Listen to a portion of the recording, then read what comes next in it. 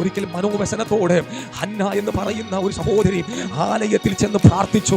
തന്റെ മനോവ്യസനത്തോടെ ദൈവത്തിന്റെ സന്നിധി, തന്റെ ഹൃദയത്തിലെ സങ്കടത്തെ, ഭാരത്തെ ദൈവസന്നിധിയിൽ പകരുവാനിടയായി. എന്താ ഹന്നയുടെ പ്രാർത്ഥനാ വിഷയം? 1 ശമൂവേലിന്റെ പുസ്തകം 1-ാം അധ്യായത്തിൽ വായിക്കുമ്പോൾ കാണുവാൻ കഴിയും. ഹന്നയ്ക്ക് മക്കളില്ലായിരുന്നു, തലമുറകളില്ലായിരുന്നു. എന്നാൽ അതിന്റെ 14-ാമത്തെ വാക്യം, 1-ാം അധ്യായം 19-ാമത്തെ വാക്യം വായിക്കുമ്പോൾ കാണുവാൻ കഴിയും. അനന്തരം അവർ അതികാലത്ത് എഴുന്നേറ്റ് യഹോവയുടെ സന്നിധിയിൽ ആമേൻ നമസ്കരിച്ച ശേഷം രാമായിൽ തങ്ങളുടെ വീട്ടിലേക്ക് പോയി. അവിടെ എഴുതിയിരിക്കുന്നു, ദൈവം അവളെ ഓർത്തു. ആരെ ഓർത്തു?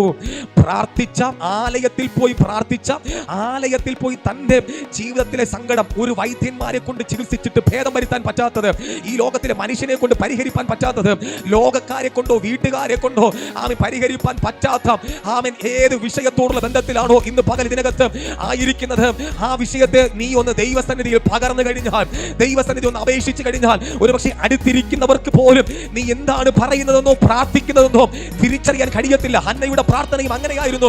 അവൾ വിതുമ്പി വിതുമ്പി കരഞ്ഞുകൊണ്ട് അവിടെ ഭാരത്തെ ദൈവസന്നിധിയിൽ ഇറക്കി വെച്ചു. അവിടെയുള്ള ഏലി പുരോഹിതന് പോലും ഏത് വിഷയമാണ് അവൾ പ്രാർത്ഥിച്ചതെന്ന് അറിയത്തില്ലായിരുന്നു. പക്ഷേ ദൈവാത്മാവ് സംസാരിച്ചു, ഇടപെട്ടു. നീ പ്രാർത്ഥിച്ച വിഷയത്തിന്റെ മറുപടി അടുത്ത ആണ്ടിൽ നിന്റെ കൂടാരത്തിനകത്ത് ദൈവം തരും. ഹന്നയെ, നീ മനോവ്യസനത്തോടെ പ്രാർത്ഥിച്ചില്ലേ?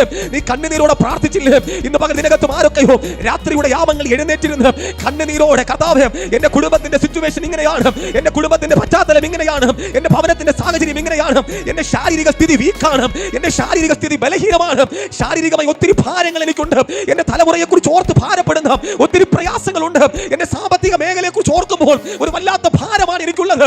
കർത്താവേ, ഞാൻ എന്ത് ചെയ്യണമെന്ന് ഓർത്ത് ഹൃദയത്തിനകത്തളത്തിൽ നിന്ന് ഇന്ന് പകൽ ഇതിനകത്ത് ഇരിക്കുമ്പോഴും ആരൊക്കെയോ ഹൃദയം ദൈവസന്നിധിയിൽ പകർന്ന് പ്രാർത്ഥിക്കുന്നുണ്ട്. ഇന്ന് പകൽ നിന്നോടായി പറയുവാൻ ദൈവത്തിനൊരു ശബ്ദമുണ്ട്, ദൈവത്തിനൊരു ദൂതുണ്ട്, ദൈവത്തിനൊരു ആലോചനയുണ്ട്. ഹന്നയെ ഓർത്ത ദൈവം, ഹന്നയെ ഓർത്ത ദൈവം വചനം പറയുന്നു. ഹന്നയെ ദൈവം ഓർത്തു. അവൾ കരഞ്ഞ വിഷയത്തെ ദൈവം ഓർത്തു. ശമൂവേൽ ബാലന് ദൈവം നൽകിയെങ്കിലും ഇന്ന് പകൽ നീ പ്രാർത്ഥിക്കുന്ന വിഷയത്തിനകത്ത്, നീ പ്രാർത്ഥിച്ച വിഷയം, നീ ചോദിച്ചത് ഏത് വിഷയമാണോ, ദൈവം അത് നിന്റെ ലൈഫിനകത്ത് തരാൻ പോകുകയാണ്.